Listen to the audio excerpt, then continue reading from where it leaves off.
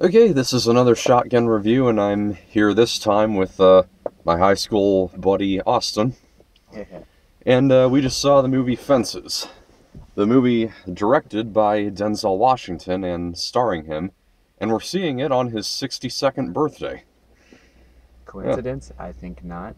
actually, it is a coincidence. Yeah, it's a I didn't coincidence. know until this morning. Yeah, okay, so yeah, this movie is getting quite a lot of Academy Award buzz, and usually there's out of like the usual 8 movies that are nominated for Best Picture every year, they're usually like most of them I really like. A couple of them I think are fine, and then there's one that I like either dislike or I think is just meh. I'd say this one falls into the fine category for me. Yeah, Yeah, just fine. watching it, you can. It does kind of show that that the movie's based on a play because not a lot happens in it. In fact, the majority of it takes place like at their house, and then the rest is just in the neighborhood. Yeah, it's But mostly just in the backyard and yeah, a little bit inside the house. yeah, I'd say it definitely could have been trimmed as well. I don't feel like it needed to be 2 hours and 15 minutes. That's true. It felt long, and there's not a lot of action. It's not very fast paced. So like 2 hours and 15 minutes of just family Mm, dynamics and struggles, arguments can get a little bit dry. But yeah, at least it wasn't as just painfully repetitive as August Osage County. didn't see that. Yeah, that one is just bickering after bickering after bickering. Mm. It's yeah. So this I feel is this one I felt like definitely had more substance than August Osage County did, and the thing that is most commendable about it is the acting. Denzel Washington and Viola Davis are fantastic, especially the scene where she finds out that he's been seeing another woman. I thought that was Yeah, like the highlight of acting wise in this movie. yeah, Yeah, yeah. That was and really honestly, if Washington or Davis, if neither one of them get nominated for an Oscar, I might start believing in the Oscars so white controversy, which I have a feeling that you know about that. no, I don't.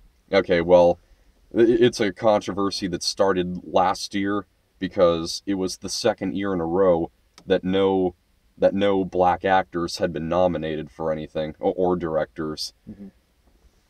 Yeah, so I have a I'm pretty sure I excuse me, I'm almost certain that that's going to change this year, especially after For seeing sure. this and Birth of a Nation. Uh, did not see that, but I heard it was alright. Yeah, I think it's great. It's going to be on my best of the year list. All right. So yeah, your thoughts? I thought it was. I thought it had a lot to say about not just specifically Black culture and how they developed, especially through the family structure and the struggles that they went through the 50s, but also just like more specifically just what it means to be, a good man or a good woman and the morale, I guess like the moral issues behind like taking care of a family versus taking care of yourself or just like the general responsibilities that parents have for their children, and then the selfishness that they can put on their children, their own pride, saying, Hmm. "Hey, I took care of you. I put myself on the line for your success," but having that be a fallback for the excuse of pride in a father or in a mother too. But it seems like the mother character, whose name is Rose, is just a lot more understanding of what it means to really be sacrificial for her family versus Denzel's character is a lot more willing to say he's sacrificial, but a lot less willing to actually be sacrificial. He tends to just, do everything for himself, but tell everyone that he's doing everything for them. Yeah, And you can see that just have immensely negative effects on his disabled brother, his son who wants to play football, but he won't let Denzel won't let him, and the older son who's just doing his own thing and the Denzel never goes to any of his musical performances because he's just not interested in his life, and he gives him money every now and then, but he's even reluctant to do that. Um, yeah. Yeah. Another thing I'll add is that there are some there are some moments in this that did feel quite out of place, particularly the very last minute, and Mhm. I did feel it got a little too over sentimental at the very end as well, and and also right after right after Denzel or what's the guy's name in the movie? Um, Troy. Troy, yeah. Right after Troy attacks his son with the bat, um, after he leaves, he like looks into the camera and he's like, "I'll be ready for you." And then the screen goes black. I was like, "Is it gonna end there? Is this like a cheesy horror movie where like the slasher whatever is like threatening to come to threatening to come to the person watching, like you're my next victim or something?" That was weird. Mhm. Yeah, and it actually doesn't end there, but Yeah, it makes sense afterwards. Like I had the same thought. I was like, is it done? But then it's like it cuts in it, and then it cuts to after he dies, like 6 years later. So you're like, oh, okay, like yeah. that makes sense. Like he's staring death in the face, and then they talk about what it means after he actually dies. Like, Yeah, that's a good point. I what? didn't think of that. Mhm. Yeah, And then you also get to see like his son doing the exact same thing that he does. So Troy dies, and then his son Corey's just like trying to be his own man by not going to the funeral, not like participating in the family dynamics. And then his mom's like, "No, you're not you're not stepping away from your father's shadow by not going to the funeral. You're actually doing the exact same thing that he would have done. You're not becoming mm, your own sort of man. It doesn't matter necessarily even whether or not you go to the funeral. It matters that you make decisions for yourself and you recognize that like your father did the best with what he had, rather than think like, oh, my dad just was a crappy dad and not respect him for it. Just think at least like, yeah, my dad wasn't the best person, and recognizing that, but still thanking him for the things that he did give because he really did try. mm. Yeah. I think you watched this movie more closely than I did. To be honest, I did kind of doze off a few times. It did get slow. Yeah, It was yeah. slow. So Yeah. yeah. I thought it was fine. I think I enjoyed it. I thought the acting was very, yeah, just very, believable. I didn't feel like bad acting took me out of the plot at any point. I think the only thing that kind of took me away from the experience was just kind of the slow chug of the storyline, which I guess like if you think about it, it kind of mimics life because you're looking at a life of a man and a Hmm. woman who raised a family for 18 years, doing the exact same thing and never getting a different day or like a day off or any sort of luck during their life. They never win the lottery or anything. So a movie that kind of plugs along at the same pace kind of is showing you like, yeah, this is how life is, and it gets dull and it gets boring and you lose interest, and that's why it's easy for someone to have an affair or start to kind of fall True. off Yeah. their rocker, so to speak. Yeah.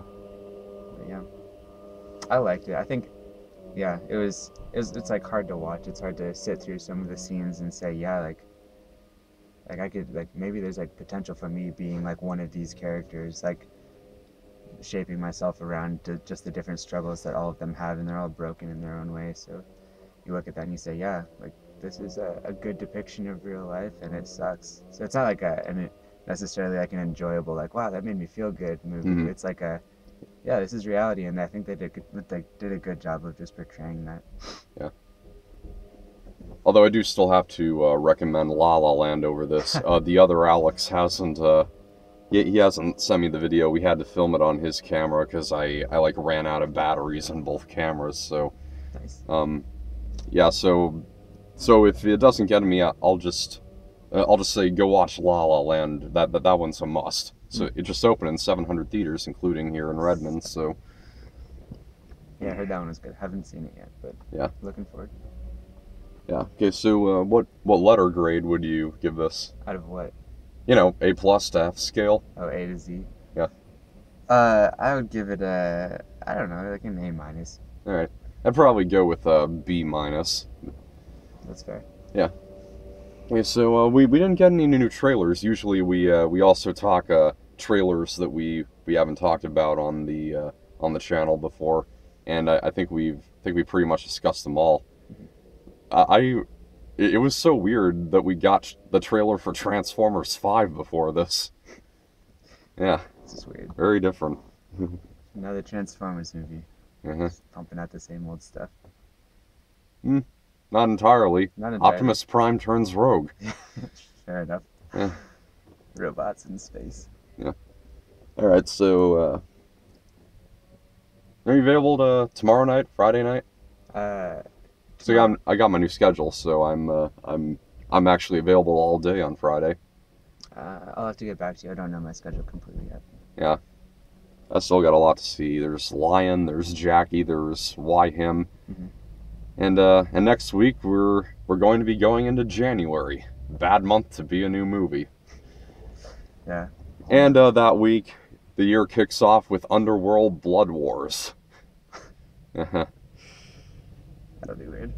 I think this is the first time that we get an Underworld and a Resident Evil movie in January, and it kind of goes to show that the filmmakers of that franchise have pretty much just lost all confidence in the series altogether Hmm. when they release it in January. And Oh, and I everyone's- really do want to see Silence. Silence looked good, yeah. Yeah, At the Holocaust. yeah. So we just added a cardboard poster in there, so I imagine we'll be getting it soon. Uh-huh. That's good. Yeah, okay. So I think that's all we got to say. So, Cool. all right, bye. All right.